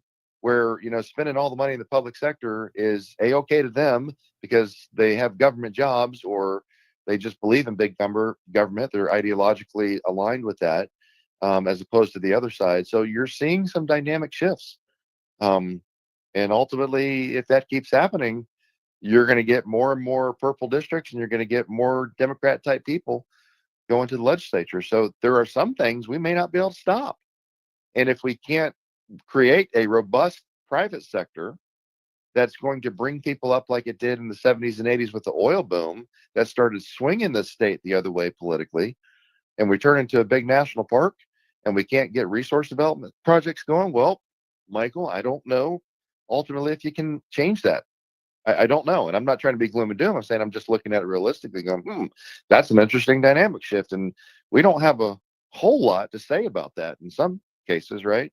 We could talk very briefly, but I will, because Rob will mention it. We had a battle on the floor yesterday over HJR 14. Sounds like a simple thing, right? Right. Just a simple House joint resolution. Kevin McCabe's been working his tail off on this for some time, trying to get the Port Mac rail extension done. I've supported him any way I can, but he's been doing the yeoman's work on it and trying to get it done. You go, well, what's a simple resolution so important for, Mike? I said, well, most of the time resolution is just a statement. They're not law. They're just a statement. But sometimes, Michael, they become more important. Let's just say that when you think about the binding caucus, and this is what is so infuriating. Yesterday, it was already on the docket. It had made it through the House. How often does this happen? 40-0. Unanimous resolution passed the House, 40-0, as messed up as the House is. Sent it to the Senate. Then ready to go, sitting in rules, was going to be on, and then it got pulled off by the rules chair. We could have had it up there yesterday. Probably would have been a 20-0. Our congressional delegation, especially Nick Vegas, asked us for this resolution because he's putting together a package, and then we have to put the package, or he's working on it down there, but we have to put the package in for a Christie grant. That Christie grant specifically for the railroad to get that last 30-ish miles of rail done for the Point Mac rail extension. That, Michael, is critical for infrastructure development, for resource development projects throughout the state, then going all the way up to the northern rail extension, eventually getting us tapped into Canada for economic activities, for military purposes, for backups in case of big things like an earthquake, but also all the resource development, i.e. jobs, i.e. billions or tens of billions of dollars of investment flowing into the state, because lots of people want to do stuff in Port McKenzie, but we can't do anything till the rail's done, right? So you got billions of dollars coming into the state, or tens of billions over the years. Ooh, let's wink at the legislature and the legislators. That's a lot of tax money coming in. You get to spend, boys and girls. And by the way, it's thousands of jobs. So isn't this what we would want to do for the state of Alaska? They've complained all session about, they weren't getting enough federal money, and here we're staring at a grant. So you know what happens yesterday? It gets pulled off. Obviously, we're not very happy about that. So I tried to, out of order, pull it out of the committee and just make a motion, Rule 48, done it before, to have it put right onto the floor so we can vote on it and get it to our congressional delegation, because it has to be done in a couple weeks. There's a timeline for this. But do you know what happened, Michael? The thing you and I have been talking about for years, once again, instead of a representative constitutional republic and watching that play out yesterday, I watched an oligarchy again. One person, and then the power of the binding caucus, kept that resolution from being moved to the floor so we could vote on it to get it to our congressional delegation, because they asked for it so we can get this grant done, get the rail extension done, and start the economic boom that flows from that. Instead, one person didn't like it. There was personal politics at play of keeping it off the floor. And because then the Senate president goes, well, I can't roll my rules chair, and we all have to follow the binding caucus. Instead, and everybody on the floor, minus one person, said, yeah, I like it and I want to vote for it. And instead, what happened, Michael? We had a 14-6 vote for that motion. It failed right along the lines of the binding caucus, but that was the excuse.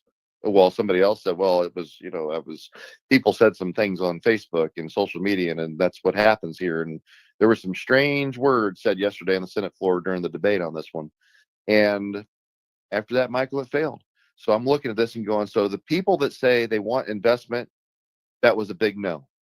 For the unions and contractors and companies and all the Alaskans that could get jobs from this and the money that comes in, that was a big no. And I watched the power that we have put into the hands of just a few people, Michael, and I watched an oligarchy take place on the Senate floor yesterday. And things like that will drive you mad when you have the ability to do something good and expand economic opportunity and watch it be killed because of the binding caucus. I watched it in action today on the Senate floor. Crazy. And that is the madness. That encapsulates nicely. That's a nice bookend. That encapsulates nicely the madness that is Juneau. Well, right now and pretty much forever.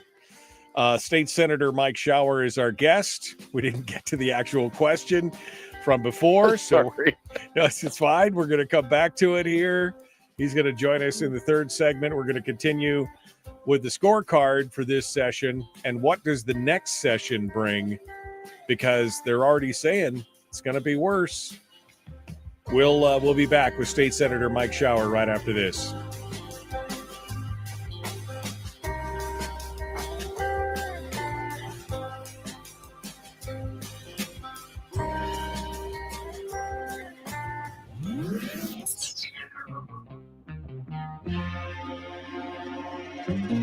Listened to by more staffers in Juneau than any other show, because their bosses told them to.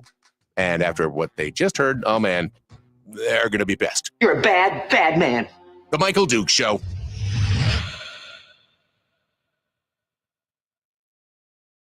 All right, State Senator Mike Shower is our guest.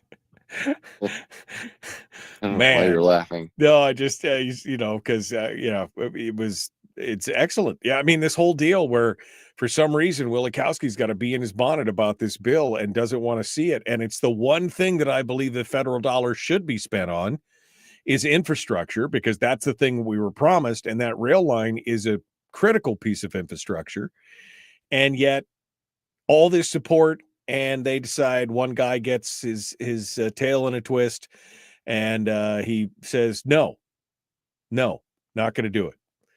And it's not even him, Michael. It's just the fact that one person can be allowed to have that kind of power to do something so big and to shut down. I mean, one person literally yesterday, name the person, whoever it was, wouldn't even matter. I mean, it was the rules chair yesterday, but for one person to be able to essentially possibly kill decades of economic progress and development in this state is unconscionable to me.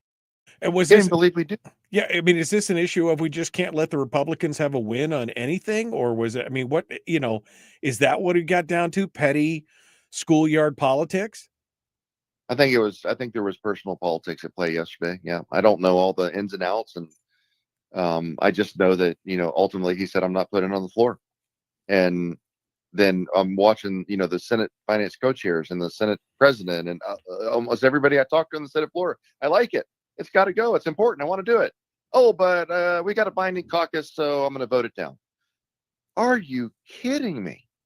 I'm like, for once, roll the chair. Hey, this is not just somebody's feel-good thing. This is not just somebody's personal bill. This is economic development for the entire state. Right. This is tens of billions of dollars at stake. This is thousands of jobs at stake. This is the future of our kids at stake. And we're going to play the binding caucus? Have you lost your minds? Yeah. It's a suicide pact. I mean, the binding caucus is a suicide pact. That's exactly what it is. It's insane. Yeah. What was the question, by the way? Yeah, exactly. What was the I completely forgot your question. No, I mean, I think you've meandered around to it. That is good. And Harold, you are so stupid sometimes. It's not a railroad to nowhere. It connects to the rest of the rail system. Oh, but, way to repeat Wielechowski's words there, pal. Yeah. A railroad to nowhere, huh? You mean that railroad that connects a vital port to the interior? The railroad that would connect to the Northern Rail extension, that would connect us to Canada, that could get us all the way up to the North Slope, that could bring the parts for the LNG pipeline if we ever build it, that could allow us to do rail cars for coal and ore all over the state, or to move LNG. You mean that railroad to nowhere, or the boondoggle that somebody called it yesterday? Yeah. That is just, those kind of statements. I have no patience for that, Michael. Yeah. No. We have 5 pages of companies that want to do business in and out of Alaska that are on hold because they can't do it without the rail. Right. A rail to nowhere, huh? It's statements like that. You look at somebody, you're not even worth my time. Yeah. Well, there you go. Mike, so you're seeing the governor's race start to shape up a little early, but it seems like everybody is jumping in. I got a chance to interview Bernadette Wilson last week, which was surprisingly pleasant. She's going to be back on here next month to come back on and talk about it. But how are you feeling so far about the gubernatorial race? I don't see Mike Shower in there. I'm wondering when that's going to happen. Yeah, well, I'm sitting here talking to Michelle, and if you're not careful, she's going to reach to that radio and grab you by the neck and teach you a lesson. I knew she was listening. I knew that's not going to earn me any points, but I know everybody's everybody in the chat room is thinking it. That's all I'm saying. What do you think of the current gubernatorial slate, and what do you see happening? Well, I'll hold judgment because we have a long way to go. Obviously, like I said, 16, 17 months, wherever the heck we're at, is that's a century in political years. But we'll see.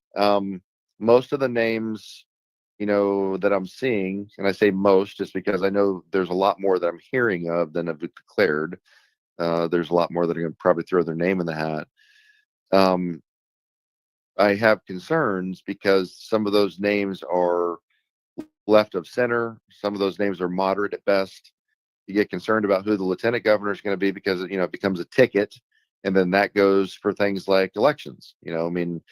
What if we get a moderate governor that puts somebody in like the former director of the Division of Elections, who's a leftist by ideological stance, and then just doesn't enact good policy or promulgates bad regulations again?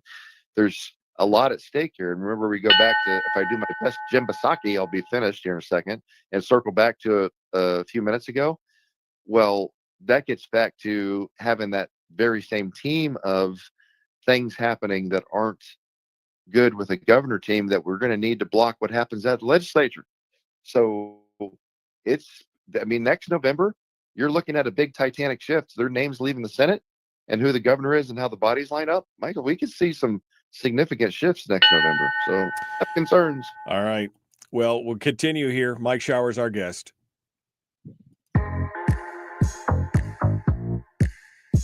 The Michael Duke Show. Not your daddy. Wait, sorry. Not your daddy? Ooh, not your daddy's talk radio. Huh. Whew. I was scared for a second. Thought we were going down. Here's Michael Dukes and the show. All right, one final segment. Mike Shower is our guest. It's the first shower hour of Power Post session here. And we're going to continue. Now it's a recap of the legislative session. I don't know if I want him to score it or what, but overall thoughts on this session. But most importantly, what does the next half of the session look like? Because there are already the warnings. We were $200 million upside down at the end of this one. The next one, already predictions running into the $1.5 billion range. So, Mike, this session versus next session, give us your thoughts on this. So, look, let's go to the bottom lines. I will give credit where it's due. Now, partly the responsibility lays there because we're the fact we're even in this boat. Let's baseline it. And one of the reasons I talked about that I voted against the budget is that we don't have a fiscal plan. Had we put one in place 4 years ago, we had the fiscal policy working group put a spending cap in place. Had we taken the PFD off the table by locking it away, Sunset Commission to help us smartly figure out how to get rid of government programs and start saving some money, things like that, we would be in a much better place. Might have even enacted some taxes if we had that spending cap in place and other things to make sure we were stable, right? But the point is we haven't done any of it. So we continue to just wildly do whatever we want every year based on the money available. we're a petro state. The way we're doing business just is terrible. So, but I will say, based on what was available to us in that context of the structure, thank goodness for the Senate Finance table reining some of that in, because the House went freaking hog wild. There were, what was that, Girls Gone Wild videos back in the day at Daytona Beach spring break. I mean, they just went hog wild, and it was a chocolate mess with the House Democrats running this, Michael. I mean, they was a mockery of it. And so, to kudos to the fact that they did take a bag of lemons and at least reined it in. That being said, without enacting, a fiscal plan, we still have a mess to deal with, because we won't change it. And, of course, we talk about the balanced budget, and that's good to an extent, except how do we balance it? Once again, we balance it by taking the PFD. So we even hung our hat on a 75-25, right? Like, oh my gosh, we've gone from statutory, blew past the 50-50, and now we're at 75-25, but we couldn't even do that. It's more like an 86-14, right? We're only 14% of the draw from the POV now, because it's no longer it's pass through, right? Is going to the dividend. It went from $1,400 roughly to about $1,000. They needed that extra 300 or so million to balance the budget. So is it balanced? Yes. Is it a chocolate mess because we don't have the funds that we need for the size of the state government, the cost of it, I should say? That's true. And we did balance it, but we balanced it by taking more of the PFD. And that ultimately goes back to, Mike, no spending plan or no fiscal policy. We don't have the things in place to lock it down. And how does that affect us? Well, then we have chaos every year, because we pull levels all over the place, and we end up with this craziness like the CBR draw we talked about the first segment. And I look at the investors. I say that we got to, I feel like a broken record every time we talk. Who wants to invest in Alaska when we keep having this problem? And now we got people we want to go back to defined benefits. We're going to spend more money on this, and we're going to throw money at that, and we're going to raise taxes with no plan in place. So businesses, and I talked to some high-powered business folks this last session. I won't say names, but some very high-powered business folks. And they're like, man, you guys, I don't know. They're like, I'm nervous about investing in Alaska because you guys don't have your act together. And next year, all of a sudden, then we got even Republicans throwing tax, proposals on the floor. And I got business people looking at us going, what are you guys doing? And I'm looking right back at them, and I have no freaking idea. Don't ask me. I don't know what these people are up to. We got taxes on the table and spending on the table. And when we're down and oil's dropping because Trump is opening up American energy dominance again, so the price of oil is going to fall, which is going to hurt us. And then you got people just throwing spending stuff all over the place. I'm like, do you not understand? I mean, this is literally like how you'd run your house budget. What would you and I think of anybody, or what would they think of us as an individual in charge of your household with your job and your budget? And you go, hey, man, you got your house, your kids, your car, your expenses, whatever, and you're making $100,000 a year, but you're spending about $150,000. You're in debt.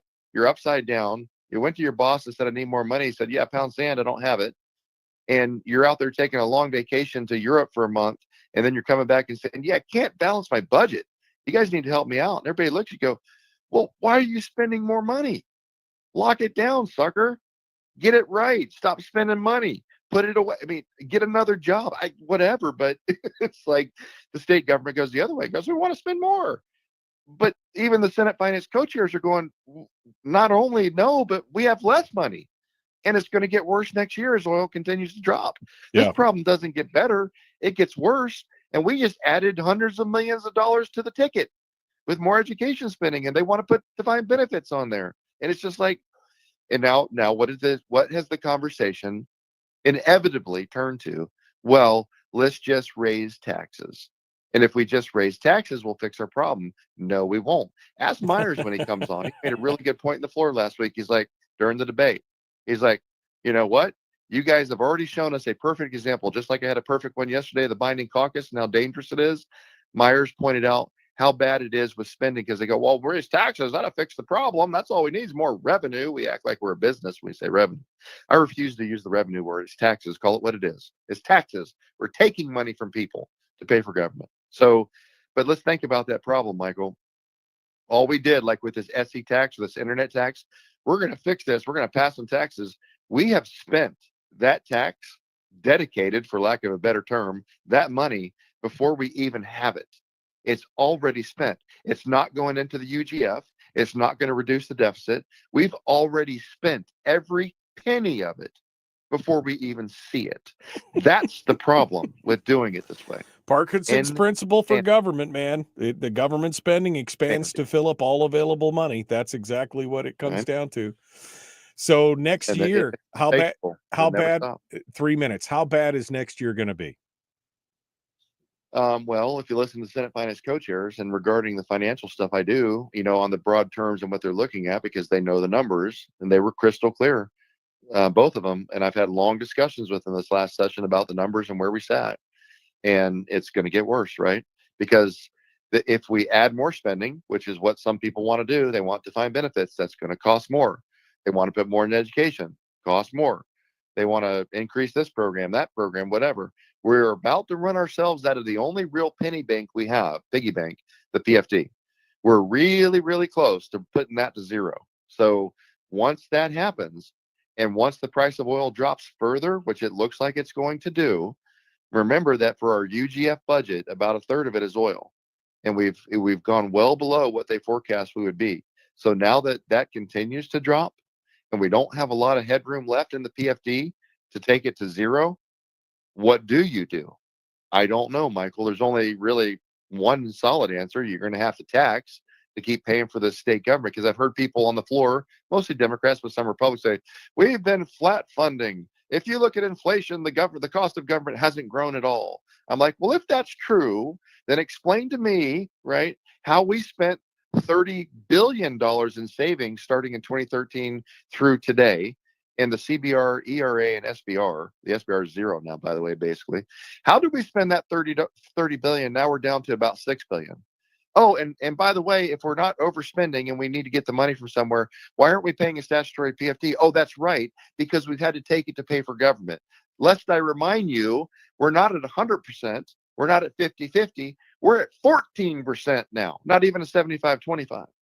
And we had to do that to do what? Oh, that's right, balance the budget. Don't sit here and lie to the public and tell them that the cost of government has not increased. If you want to go, the cost of food and fuel and materials and contracts have all gone up, well, then let's at least deal in reality and be honest about it. They have gone up. It's costing more. I got it. But don't tell me the cost hasn't gone up, because you wouldn't have blown through 30 billion almost. You wouldn't have taken almost all of the PFD. We wouldn't be talking about raising taxes, and we wouldn't have spent more money on government. The 24 billion that flowed into the state from COVID, that we increased programs and people when we told them don't do it because the money's going to drive, and it did. So that's the summary. All right. We've spent all the money. We put ourselves into a square corner. We're going to have less available next year, and it is going to be one heck of a very bumpy ride. And until and if we ever get any development moving in the state, resource development. Okay, Governor Mike Shower, hold the line. Out of time. We'll see you tomorrow, folks. We got to go. Quit it. Not what? Funny. Huh? Let's quit it. Not funny. That's not funny. I think we should all just call you Governor from now on. It's just a nickname, Michelle. It's just a nickname. It really doesn't mean anything. We just call him the Governor because, Anyway, State Senator Mike Shower, I give you final thoughts here. I've only got 10 minutes, so I mean, don't 10 minutes. Yeah, just don't feel bad here, but I've only got 10 minutes before I have to. Mike, you're right. It's frustrating to watch this whole thing just kind of, shake apart at any given time and see where these things are going and understand that these folks, it doesn't even seem to care. They just don't even seem to care that this is what's going to be happening to the state. You could see it coming. You could see that the bridge is out, and they just don't even, they don't care. That's kind of my impression. Sometimes you wonder, do you care? I mean, like I said, I had long conversations with Stedman, and he sees it. I mean, he's one of the guys, he sees it. He was trying to, within the realms of what you have available, but you're looking at all these people that just want to spend money, and they seem to think that the checkbook is unlimited. And then you see things like yesterday where you go, you had a chance to get us federal money for that Christie grant that would potentially help boom economic, the economic growth of the state, which would mean more taxes for you guys to spend or help us balance it out. But you didn't do that. I mean, there's things like this, Mike. You go, we're backwards. I had long conversation with Stedman. He's like, we're in trouble. He's like, we are I don't know how we're going to balance this soon. I mean, we really are in trouble. And when, you only have a handful of people that are looking at it and see the bridges out, and you have a bunch of others in the, conductors in the steam engine that are going full throttle, baby. You're like, how does this work out? Because remember I said there was a leadership person like a month and a half ago or something at a press conference said the private sector doesn't exist without the public sector. And I'm like, I can't believe you just said that. I You think they have have that that exact backwards. But perhaps, Michael, perhaps that statement by a long-serving leader in the Senate wraps up everything in the legislature in Juneau that is what is wrong with this state. That mindset may explain everything we've been talking about for the last hour, and one of the reasons we are in so much trouble. When people like that think that way about government. It's a rough situation. And again, I don't know what the solution is at this point. I mean, I've been talking about these things for 25 years and very little has changed. And most of the changes are not for the better. Let's just put it that way. So I Need don't. money, my friend. Let's get money. Yeah. We need money, and we need people willing to do the initiatives, and we start governing that way. If we're going to do anything meaningful other than try to figure out how to get people to invest in the state and just grow as much as we can to help alleviate the problem, like happened in the 70s and 80s with the TAPS pipeline, maybe, Michael, one of our shifts needs to be our mindset of quit banging our head against the wall. Maybe we figure out how to fund ourselves, get benefactors from down south, just like the left is doing with all these initiatives. Maybe we need to figure out how to change the game, right? If the game's not working with the rules as it is and the players, sometimes you look at it and go, don't just keep doing the same thing. Maybe we change the game. Let's hit them on the flanks. Maybe we need to start figuring out how to just start running initiatives. We start throwing candidates into races and make sure that the Democrats can't just get it for free, right? They have to spend money on races like they do to us. Yep. There's things we need to look at, Mike, and start thinking about asymmetric warfare here, and not just do things like we've always done it. So there are some things we can do, but we need to get a little bit more out of the box, a little bit of asymmetry going on, and we need to think about how to do that because the standard way is clearly not working for us, and so we're going to have to do things differently, I think, and we're going to have to learn how to think and fight that way because I look at it like a war. We are at war, right? Not with bombs and bullets, but with words and actions, ideology, how we treat government versus the private sector, how we educate our kids and protect them from indoctrination. These things are not small things. These are vital to the future of our nation.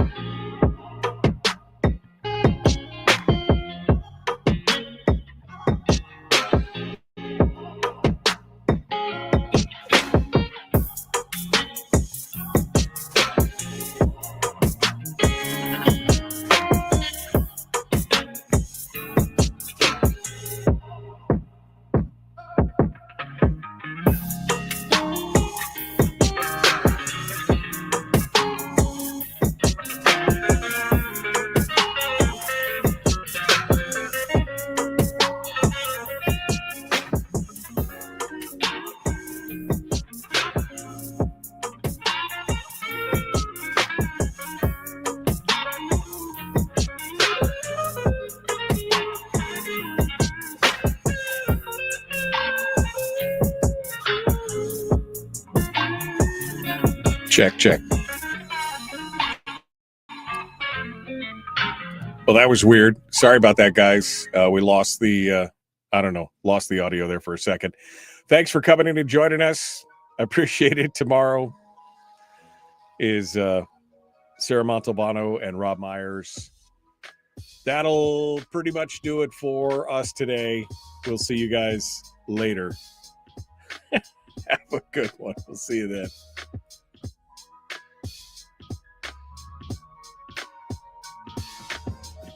We've shed our terrestrial radio skin, and now we are slimy lizard internet people.